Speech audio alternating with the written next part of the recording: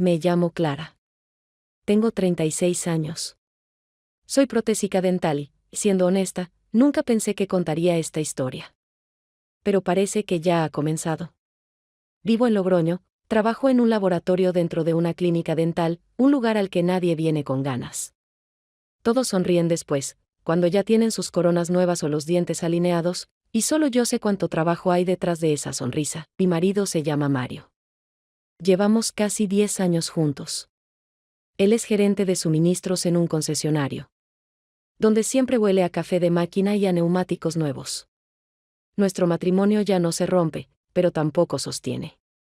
Como unos zapatos viejos, ya adaptados, cómodos, indudablemente conocidos, pero que ya no abrigan. Nadie discute, nadie grita. Todo se ha reducido desde hace tiempo a frases como, ¿qué comiste hoy? Y, ¿dónde dejaste el cargador?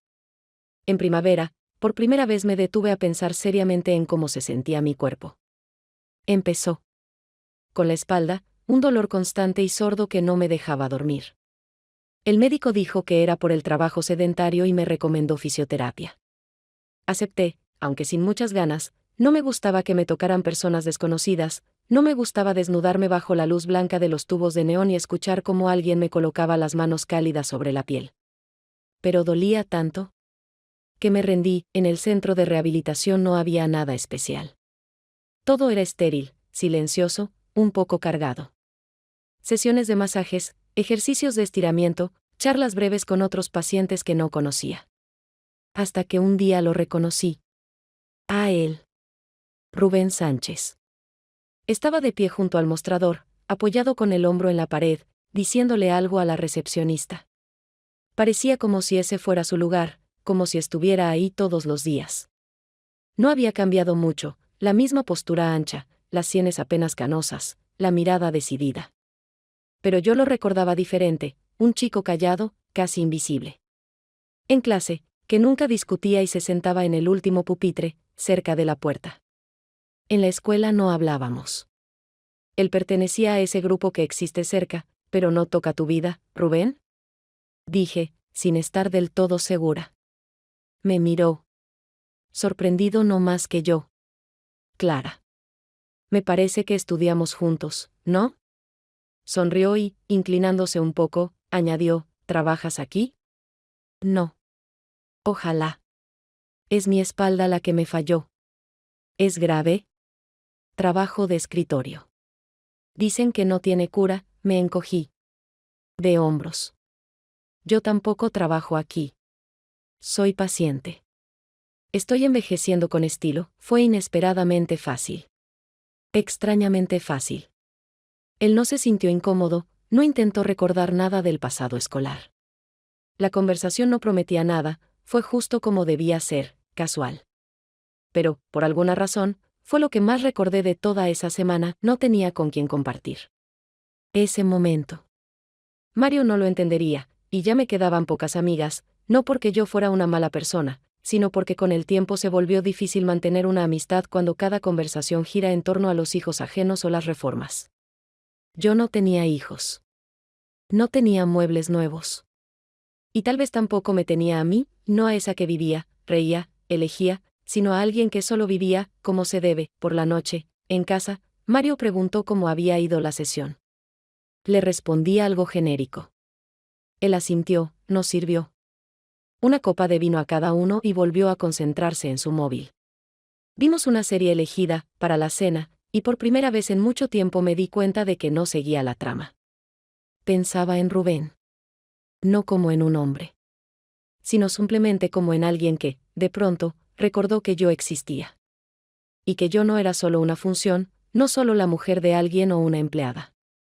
Era una persona a la que habían reconocido, y en eso había algo nuevo. La semana siguiente nos volvimos a cruzar, de forma totalmente casual, en el pasillo entre la sala de masajes y la sala con máquinas.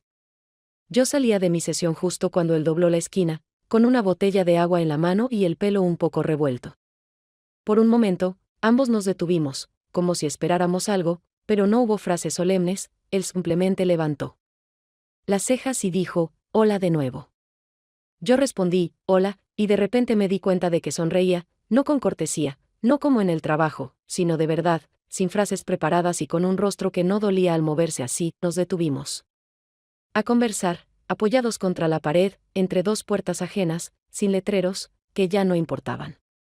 Hablamos de trivialidades sin peso alguno, del fuerte olor a mentol en la sala de masajes, que se quedaba en la piel hasta la noche, de las series que él ponía para dormirse, de lo difícil que era obligarse a estirar por las mañanas, cuando todo el cuerpo parecía protestar.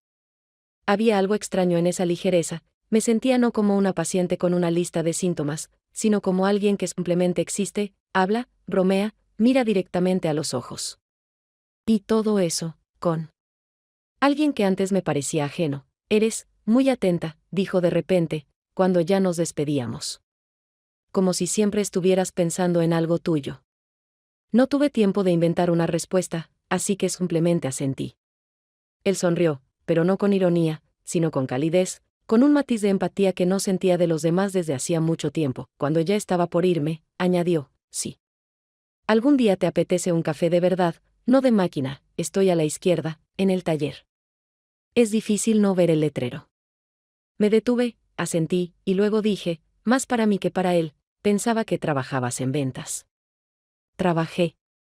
Pero no era lo mío. Lo entendí más tarde, esa frase cayó en mí como una piedra. No tuve tiempo de contestar nada, porque él ya se había marchado. De pie en medio del pasillo, sentí como me ruborizaba, no por vergüenza, sino porque algo dentro de mí se quebró. Entendí que tenía razón. Sigo fingiendo. En el trabajo, en casa, en el transporte, incluso en ese hospital. Llevo tanto tiempo pretendiendo que estoy cómoda, tranquila, que duermo bien, que todo me va bien. Me he metido tanto en ese papel que dejé de notar cuando fue la última vez que me pregunté qué es lo que realmente quiero. Por la noche abrí el portátil y pasé media hora frente a una página en blanco, como si buscara una forma de explicarme a mí misma ese encuentro. Pero no se escribía nada, ni palabras, ni pensamientos.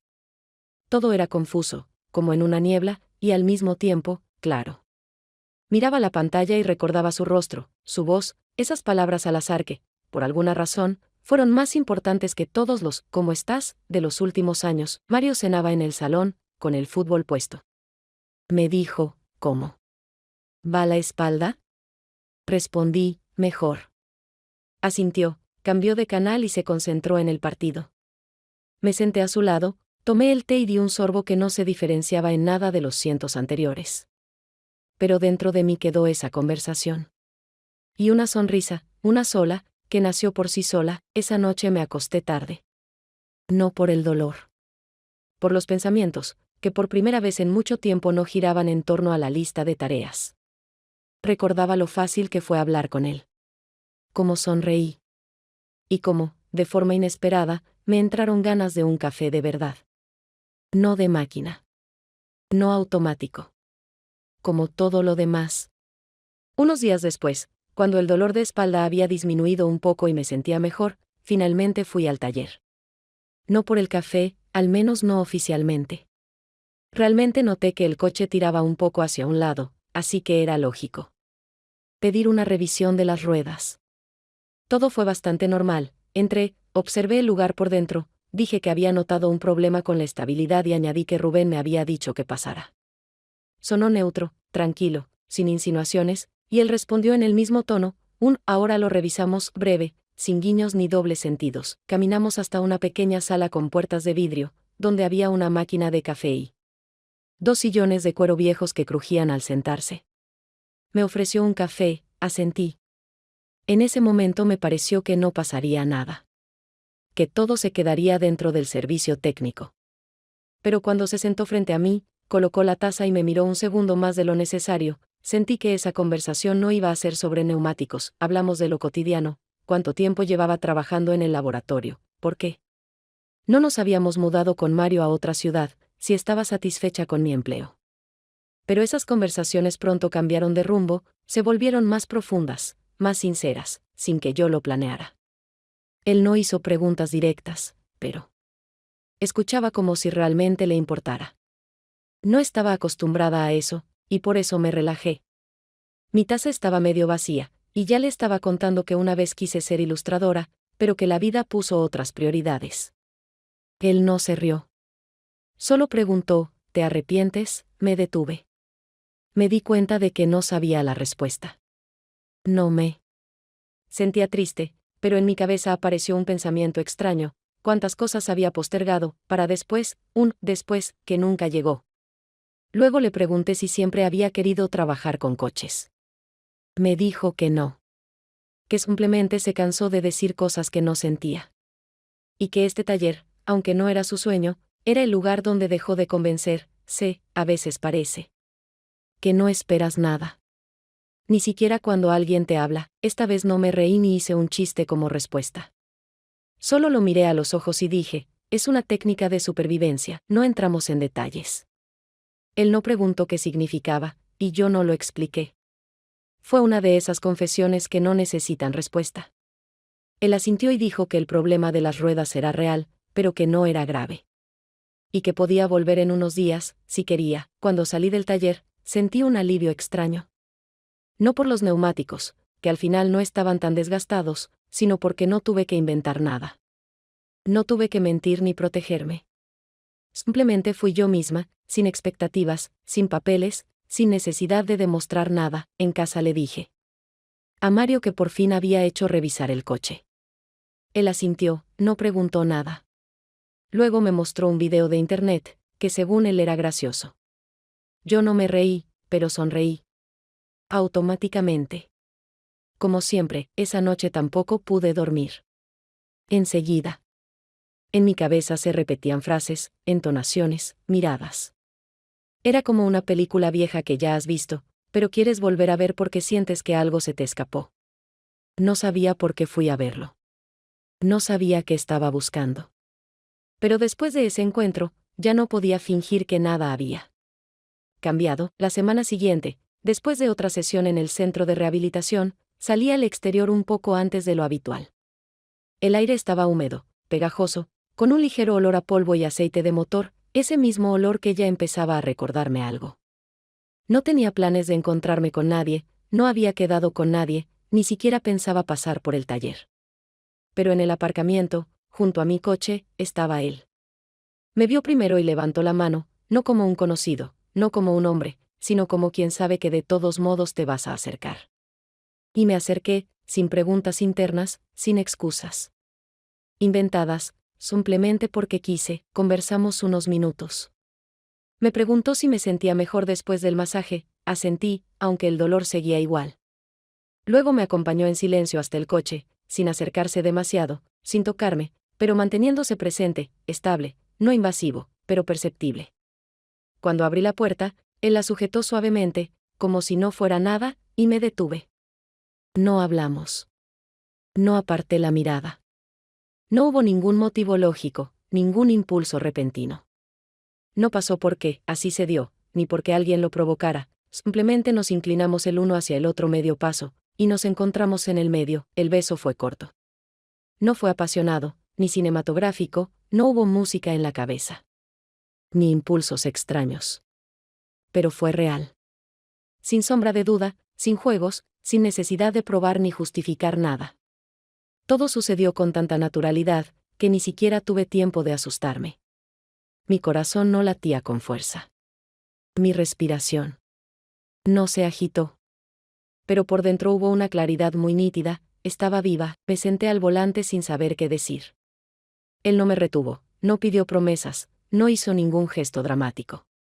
Simplemente cerró la puerta, se apartó un poco y dijo, ten cuidado. Esa curva a la izquierda está un poco resbaladiza. Después de la lluvia, en casa no dije nada. Me desvestí, me metí en la ducha, estuve mucho rato bajo el agua caliente. No temblaba, no lloraba, no sentía culpa ni euforia. Pero algo dentro de mí se desplazó, no bruscamente, sino como cuando giran una palanca para cambiar el rumbo. No lo había planeado. No había construido ningún escenario. Ni siquiera pensé en cuál sería el siguiente paso. Mario volvió a preguntar por mi espalda. Le dije que estaba un poco mejor, y ahí quedó todo. Puso la tetera, nos sirvió té. Se sentó a mi lado. Vimos las noticias, comentamos alguna historia política, y de pronto sentí que mis frases sonaban falsas. Eran lógicas, habituales, adecuadas, pero como si las dijera a otra persona. Hablaba porque estaba acostumbrada, no porque quisiera decir algo. Esa noche me quedé largo rato despierta, con los ojos abiertos. Por primera vez en mucho tiempo recordé a la que fui a los 20, la que temía perder la estabilidad, por eso aceptaba lo que no dolía. No sabía a dónde llevaba esta nueva situación, si habría un después, si simplemente me había equivocado. Pero dentro de mí se había abierto una grieta, no destructiva, sino de esas por donde finalmente entra la luz. No me enamoré de él. No sentí el destino ni lo eterno. Pero sí sabía con certeza que ese beso no fue por él. Fue por mí. Por esa parte de mí que aún está viva, aunque yo ya la había olvidado. Unos días después de aquel beso, Mario y yo estábamos cenando en casa, como siempre, platos sobre salvamanteles, la televisión de fondo, algún presentador comentando la situación de la bolsa. Él cortó queso para los dos, sirvió una copa de vino y, como al pasar, dijo: «Hoy te mueves con más soltura. Se nota que algo está funcionando». Asentí, dije algo sobre un nuevo ejercicio con pelota que me enseñó el fisioterapeuta, y enseguida desvié la conversación hacia él. Recordatorio de pago del agua que había llegado, que había que abonarlo antes del fin de semana. Él estuvo de acuerdo, dejó el móvil a un lado y, sin mirarme, dijo: «Por cierto, podrías tomarte un día libre la semana que viene, iremos a cenar a casa de mi hermano, nos ha invitado». Le respondí que quizá tendría sesiones adicionales. El médico quería revisar los resultados y, si era necesario, trabajar más la zona del cuello. Esa fue la primera mentira consciente. No una exageración por comodidad, no una omisión momentánea, sino una completa distorsión de la realidad. Con el único fin de evitar la cercanía.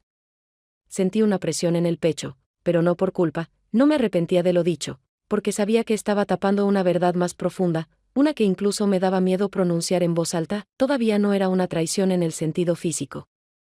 Pero internamente ya no estaba del todo con Mario. Me sentaba a su lado, comía, hablaba, mantenía la rutina, pero en mi cabeza él ya no estaba. No estaba en mis planes, ni en mis emociones, ni en mis pensamientos antes de dormir. Pensaba en otra cosa, no en una persona, ni siquiera en Rubén, sino en la sensación que surgió tras encontrarme con él. Después de cenar, fui al baño. Me senté mucho tiempo en silencio, abriendo el grifo de vez en cuando para crear un poco de ruido. Me miré al espejo y no me reconocí, no por las arrugas, ni por el cansancio, sino porque la mirada había cambiado. Era más atenta, más observadora, casi ajena. Y ya no había en ella esa calma amortiguada que antes yo confundía con normalidad. Mario era atento.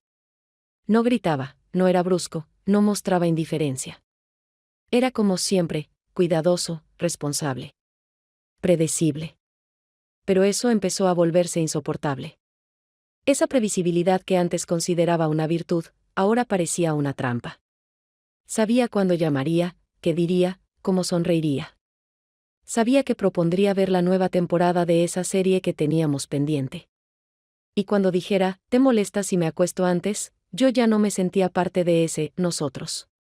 Vivíamos juntos, pero yo ya no habitaba por completo ese espacio. La frase de Rubén, aquella sobre que soy demasiado tranquila para ser feliz, seguía repitiéndose en mi mente como una melodía rayada. No sonaba como reproche, ni como amenaza, pero tenía esa capacidad incómoda de hacerme detenerme. Intenté recordar cuándo fue la última vez que sentí verdadera alegría. No satisfacción por un desayuno rico, ni alivio tras terminar un proyecto, sino alegría real, de la que te corta la respiración, de la que no necesita explicación. No pude. Esa noche, mientras él dormía, me quedé en la cocina con una taza de té, mirando por la ventana.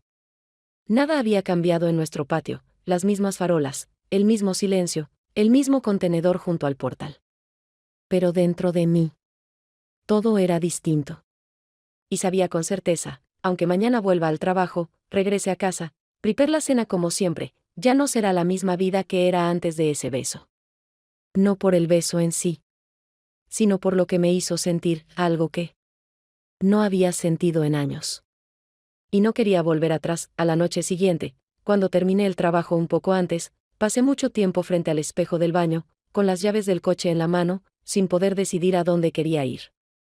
No tenía un motivo claro para pasar por el taller, el coche funcionaba bien, la espalda dolía menos, y al centro de rehabilitación estaba citada recién para la mañana siguiente.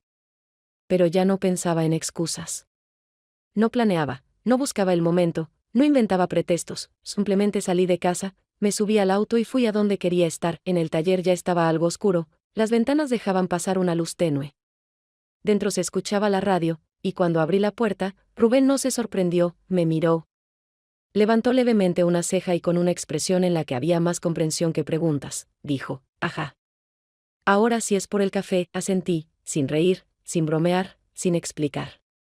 Caminó delante de mí, me condujo a la misma sala con los sillones que crujían y la cafetera, sirvió café, colocó la taza frente a mí y se sentó enfrente. Sus movimientos eran tranquilos, sin prisa, sin teatralidad, no mostraba nada de más, no jugaba a nada, no intentaba descifrar mis intenciones. Solo estaba ahí. Y eso bastó para que dejara de estar en tensión, no sabía por qué había venido. Pero sí sabía con certeza que no era por una revisión técnica. Guardamos silencio. No porque no tuviéramos nada que decir, sino porque las palabras ya no hubieran explicado nada. En ese silencio no había tensión, ni duda. Solo tomábamos café y nos mirábamos, como dos personas que ya no temen estar presentes. Él no dio ningún paso hacia mí. No se inclinó. No buscó mi mano. Fui yo quien acortó la distancia. Me acerqué, me senté a su lado, puse mi mano sobre la suya, con cierta inseguridad, pero sin forzarme. Y en ese momento no pensaba en amor, en relaciones, en moral ni en consecuencias. No había nada, excepto yo misma, como hacía tiempo que no me sentía. Nos quedamos ahí hasta tarde. Después de todo, hablamos poco, sobre cosas mínimas, de esas que ocurren entre personas cuando lo importante no es lo que se dice, sino lo que se siente en los silencios. No le pregunté por su pasado. Él no me preguntó por Mario. Ambos acordamos, en silencio, no romper el momento con explicaciones innecesarias. Cerca de las 11 puso música en la radio, algo tranquilo, sin letra, y simplemente nos sentamos en el mismo sofá, sin tocarnos, sin movernos, y eso fue suficiente. En esa sencillez no había miedo, no imaginaba qué vendría después. No. Planeaba cómo eso iba a afectar mi vida. Ni siquiera estaba segura de si volvería a ese lugar. Pero por primera vez en muchos años, no pensé en nosotros, ni en él, ni en mi matrimonio. Pensé en mí. En esa que había perdido, la que soñaba, reaccionaba con sinceridad, actuaba por impulso y no por deber. Y en esa noche sentí, de pronto, que podía recuperarla. No por alguien, no gracias a un beso o a la atención, sino simplemente porque todavía no había desaparecido. Cuando salí del taller, la calle estaba vacía. La ciudad ya dormía, pero yo no. En mi cabeza no había decisiones, ni planes. Pero había una certeza, algo en mí ya había cambiado. Y volver a lo de antes sería traicionarme. No a Mario. No a Rubén. A mí misma. Unos días después volví a esa misma sala en el taller, aunque esta vez ya no fue una decisión espontánea. Me desperté con una necesidad clara, quería hablar con él, necesitaba aclarar algo, porque la situación que había parecido tan clara aquella noche en el sofá ahora me generaba 1000 preguntas que no me dejaban en paz. Quería entender hacia dónde iba todo esto, qué pensaba él, qué estábamos haciendo, y si realmente algo había comenzado o si yo simplemente le había dado significado a un encuentro que para él no significaba nada. Me recibió igual de tranquilo que siempre, sin expresión marcada en el rostro, pero con esa atención suave que parecía no cambiar, pasara lo que pasara. Nos sentamos, y yo empecé a hablar de inmediato, intentando no parecer impaciente, aunque me fue imposible ocultar la tensión. Esperaba de él alguna acción, una postura, aunque fuera una señal de que íbamos hacia algo. Le conté lo que sentía, sin entrar en demasiados detalles, pero con la claridad suficiente como para que entendiera que esto era más que simples cafés compartidos. Él me escuchó con atención, sin interrumpirme, sin cambiar el gesto, sin darme pistas emocionales. Y eso me puso aún más nerviosa, porque el silencio se volvió más pesado que cualquier palabra.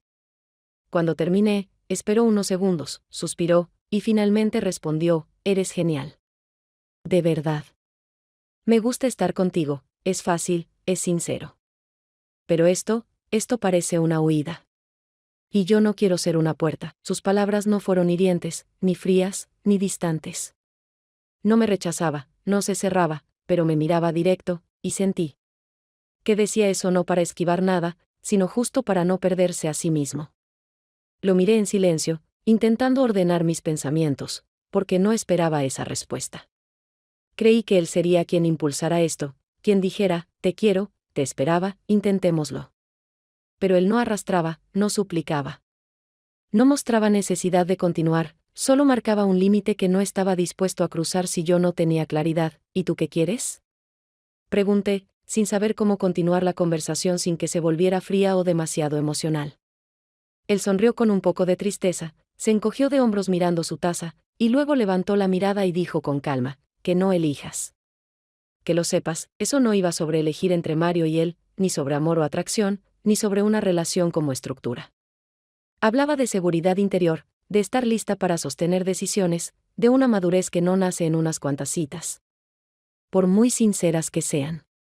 Me quedé sentada sin saber qué decir, porque entendí que realmente no sabía.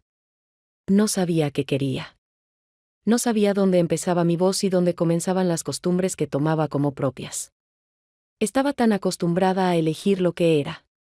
Seguro, lo que no rompía, lo que podía explicarse ante otros, aunque no tuviera sentido para mí. Cuando salí del taller, no sentía ganas de llorar, ni de gritar, ni de hacer nada. Solo tenía dentro un vacío, no frío, no oscuro, sino el tipo de vacío que queda después de una conversación sincera en la que no recibiste una respuesta, pero ya no puedes fingir que no tienes preguntas. Caminé despacio, sin mirar atrás.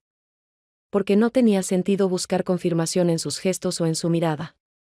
Él ya me había dicho todo lo que podía, y yo tenía que decirme la verdad, al menos una vez, sin drama, sin engaños, sin expectativas ajenas. El sábado finalmente fuimos a casa del hermano de Mario, aunque seguía fingiendo que tal vez tendría cambios en mi agenda de fisioterapia. Como siempre, Mario lo había organizado todo con antelación, empacó una botella de vino que había comprado en oferta semanas antes, pasó por el supermercado a comprar un postre, incluso tuvo tiempo de llenar el depósito del coche mientras yo me arreglaba. Salimos por la tarde, el camino era tan familiar que conocía cada bache, cada frase que él repetía durante el trayecto, cada canción que ponía, porque suena mejor en el coche que en casa. El hermano de Mario nos recibió en la puerta. Me abrazó como si no nos hubiéramos visto en años y exclamó en voz alta algo sobre lo bien que me veía. Su esposa se movía con prisa en la cocina, preparando la paella cuyo olor ya llenaba el patio antes de nuestra llegada. Nos sentamos a la mesa de la terraza, sirvieron vino, y todo siguió el curso habitual. Hablaban alto, se interrumpían. Se reían de los mismos chistes reciclados de otros años, recordaban historias de la infancia que ya había escuchado al menos 3 veces. Yo participaba lo justo, respondía cuando hacía falta, asentía en los momentos adecuados, sonreía cuando todos se reían, incluso hice algún comentario sobre el tráfico o el tiempo. Pero por dentro me sentía vacía, no por indiferencia, sino porque en toda esa noche, en realidad, yo no estaba allí. Cada vez que una copa chocaba con un plato, me estremecía. Cuando alguien alzaba la voz para brindar, sentía que me volvía más pequeña. Cuando Mario me tocaba suavemente la mano, algo dentro de mí se encogía, no por rechazo, sino por la conciencia de que ese gesto ya era solo costumbre, que no me alcanzaba donde realmente lo necesitaba. Miraba a él, a su hermano, a la cara sonriente de su cuñada, y me sorprendía pensando en otra cosa. Mi mente volvía constantemente a otro lugar, a la pequeña sala del taller, al olor a aceite, al calor de una taza entre las manos y a las conversaciones en las que no había ni una pizca de falsedad. Recordaba cómo era sentarme junto a Rubén sin tocarlo, pero sintiendo su presencia, y cómo entonces no necesitaba explicar nada, porque simplemente estar era suficiente. Allí, en esa mesa, nadie me preguntaba qué pensaba, nadie esperaba respuestas reales, nadie me miraba más de unos segundos, porque todos sabían que estaba allí porque así debía ser. Cuando ya tomábamos el café después de cenar, Mario se inclinó suavemente y me dio un beso en la mejilla. Era un gesto habitual que antes me parecía tierno, cuidado, atención, cercanía. Pero ahora noté que mi reacción fue automática, sonreí como lo hacía siempre, pero no porque lo sintiera, sino porque era lo que se suponía que debía hacer para mantener el equilibrio. Sabía que si mostraba una grieta, alguien lo notaría, alguien preguntaría, y tendría que decir algo, inventar, tranquilizar, no a ellos, sino a mí misma. Así que simplemente bebí mi café, asentí de vez en cuando a lo que decía Mario, escuché su historia sobre un nuevo modelo de coche que probó la semana pasada y pensaba en cuánto tiempo debía esperar para poder irnos sin que fuera raro. En el camino de regreso hablamos poco. Mario parecía satisfecho, todo había salido bien, todos se alegraron de vernos, su hermano le volvió a mencionar que necesitaba ayuda para elegir un coche nuevo. Yo asentía, daba respuestas acordes, mantenía el tono de la conversación, pero mi mente estaba en otro sitio. No sabía qué le diría a Rubén. Ni siquiera sabía si le diría algo. Pero tenía claro que no podía seguir viviendo como si nada hubiera cambiado dentro de mí. Al llegar a casa, me fui directo al dormitorio, dije que estaba un poco cansada. Mario se quedó en la cocina, a picar algo, revisar el teléfono, terminar el día. Me acosté sin dormir, sin pensar en nada concreto, simplemente estaba ahí. Ya no tenía claro quién era dentro de esas paredes. Pero sabía con certeza que ninguna cena familiar me devolvería a mí misma. Pasaron algunos días después de aquella cena familiar, y todo dentro de mí pareció quedar en pausa. Volví a mi rutina de siempre: trabajo, clientes, sesiones médicas, tareas domésticas, respuestas como «todo bien» a cualquier pregunta. Y la repetición diaria de gestos que antes estaban llenos de vida y ahora eran solo obligaciones. No volví a ver a Rubén, aunque podría haberlo hecho. Mi camino al trabajo pasaba cerca del taller, cambiar de ruta requería apenas 3 giros, pero no lo hice. No le escribí ni lo llamé, aunque tuve el teléfono en la mano decenas de veces al día. Esperaba. No respuestas. No iniciativa. Quizás solo un momento que me empujara a decidir. Ese momento llegó, pero no como lo había imaginado, era una tarde cualquiera, como tantas. Mario se había quedado trabajando hasta tarde. Yo volvía a casa más tarde de lo previsto, ya mentalmente haciendo una lista de lo que debía comprar al día siguiente.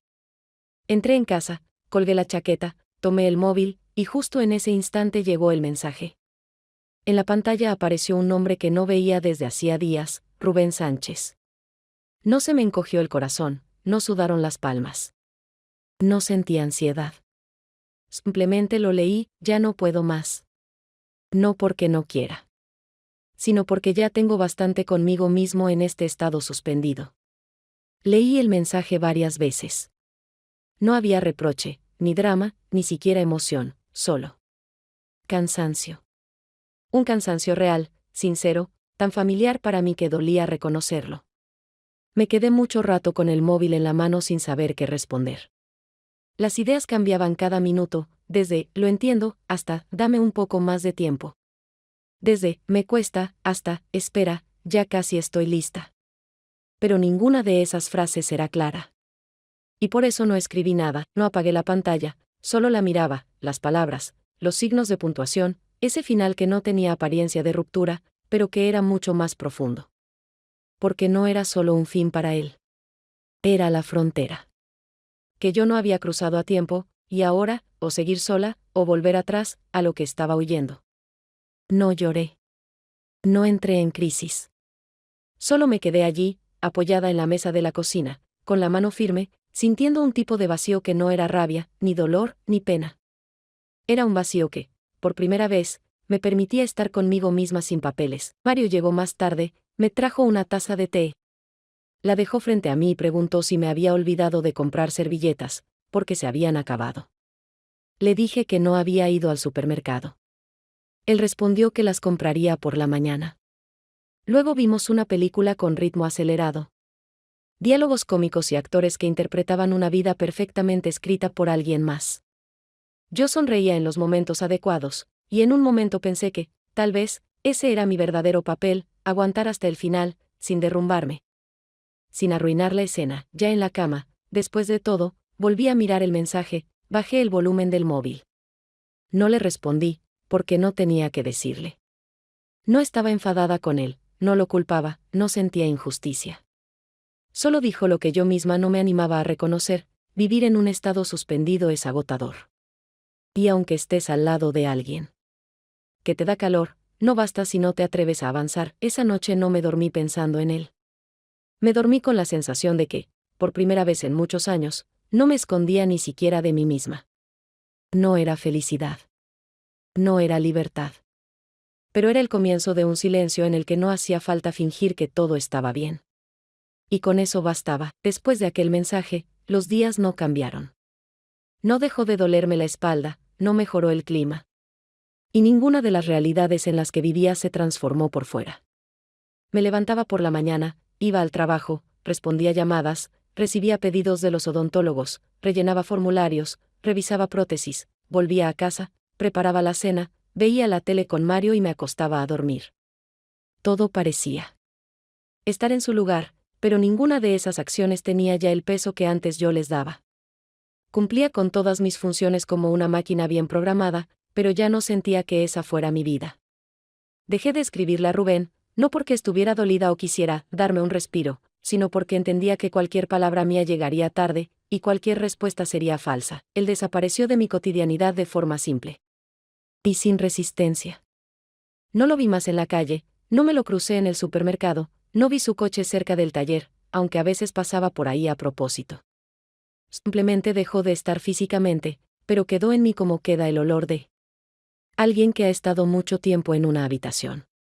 Todo lo que estaba relacionado con él, una taza de café, el sonido de los tacones en el suelo de cemento del taller, la música de aquella radio vieja, dejó de recordarme a él y empezó a recordarme a mí. A esa que volvía a ver junto a él, aunque fuera por poco tiempo. No sentía pena. Sentía una ausencia casi física de algo que, hacía apenas unas semanas, respiraba junto a mí. Mario cambió. Sin hacerlo evidente, sin explicaciones. Empezó a hablar más, no sobre el trabajo o los coches, sino sobre la casa, nuestros planes, lo bien que vendría un viaje a la montaña en verano, lo mucho que hacía que no veíamos a ciertos amigos. Lo bien que le haría pasar más tiempo con nosotros. Empezó a traerme té, a preguntarme cómo había ido el día, si había comido, si ya me había anotado con el médico. En sus gestos no había presión, no era celos, no sospechaba, era más bien un intento de recuperar algo que, desde su lado, quizá aún existía. Pero cuanto más hablaba él, más callaba yo. No por orgullo. No por enojo. Sino porque ya no tenía dentro de mí con qué responderle. Lo miraba y veía a un hombre con quien compartía una historia larga, una vida construida, recuerdos, responsabilidades. Pero no me veía ya a mí en eso. Todo lo que antes era fundamento. La estabilidad, la bondad, la rutina, ahora era decorado. Y yo ya no podía tomarlo como un espacio real. Me sentía como una espectadora de mi propia vida, donde otros todavía intentaban seguir el guión, y yo ya no entraba en escena. Cada día pasaba tranquilo, sin peleas, sin cenas arruinadas, sin reproches. Pero en esa calma ya no había nada vivo. No nos perdíamos de golpe, simplemente nos volvíamos cada vez más silenciosos, y ya no sabíamos cómo empezar una conversación nueva. En el metro, empecé a fijarme más en la gente que hablaba con emoción, fuerte, con risas, con enojo. Me sorprendía deseando meterme en alguna conversación ajena, decir algo, cualquier cosa, solo para romper mi propio silencio interior. Pero no lo hacía. Observaba, escuchaba, y me daba cuenta de cómo se restauraba mi sensación de estar en el mundo. No era fuerte. No tenía forma. Pero sabía con certeza que eso que sentí con Rubén, aunque fuera breve, no fue ilusión, ni escape, ni una prueba para ver si aún estaba viva. Fue un marcador. Una prueba. Un recordatorio, y aunque cada pequeño detalle seguía recordándomelo. El olor del aceite, el sonido de una vieja llave al girar, incluso la taza en la que me sirvió café, ya no lo pensaba como una pérdida.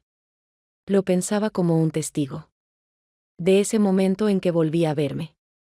No como la de siempre, ni la cómoda, ni la funcional, sino como alguien que está viva. Y, sorprendentemente, eso era suficiente. Pasaron 6 meses desde la última vez que vi a Rubén.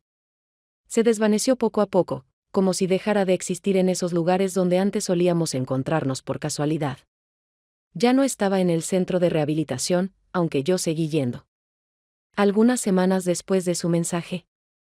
A propósito, no pregunté por él al personal, no revisé horarios de otros pacientes, no intenté verlo. No lo busqué en el taller, aunque a veces estuve cerca. Todo lo que ocurrió entre nosotros pareció disolverse en la rutina, sin dejar huellas visibles para nadie, excepto para mí. Y ni siquiera dentro de mí provocaba tormentas, solo una calma, como la que llega tras una conversación larga que nadie escuchó, pero que fue importante. Seguí viviendo. No empecé una nueva vida, no me corté el pelo, no me mudé a otra ciudad, seguí en nuestro piso, continué trabajando en el laboratorio, caminando por las mismas calles, saludando a la misma gente. Mario y yo aún estábamos juntos. Nada explotó, nada cambió de forma radical, no nos peleamos ni nos separamos. Cada noche me preguntaba qué quería cenar, me ofrecía té con menta, compartía sus planes para el fin de semana. Íbamos a ver a sus parientes, celebrábamos cumpleaños, veíamos series, comentábamos las reformas del vecino. Por fuera todo parecía estable, incluso acogedor. Pero yo ya no estaba dentro de ese nosotros, por completo. A mi vida empezaron a llegar pequeñas cosas que Mario no notaba, y que yo no explicaba. Empecé a salir más temprano al trabajo para poder caminar un rato. Empecé a volver a casa por otra ruta, porque me hacía bien ver otras caras, otros escaparates, recibir el sol desde otro ángulo. Empecé a comprar otro tipo de café, más fuerte, más amargo, el que elegía cuando era estudiante. Escuchaba podcasts sobre temas que nunca me interesaron en pareja, diseño, biología, ciudades que nunca visité. Todo eso eran formas discretas de volver a mí misma, a veces me quedaba mirándome al espejo más de lo necesario. Y en esa mirada estaba yo, no una mujer más guapa ni especial, no diferente ni libre de errores, sino viva. La que, por un instante, salió del cuarto de las reacciones automáticas y vio que, en algún lugar profundo, aún podía pensar, sentir, desear. No sentía euforia, no hubo monólogos inspiradores ni decisiones que cambiaran el curso de mi historia.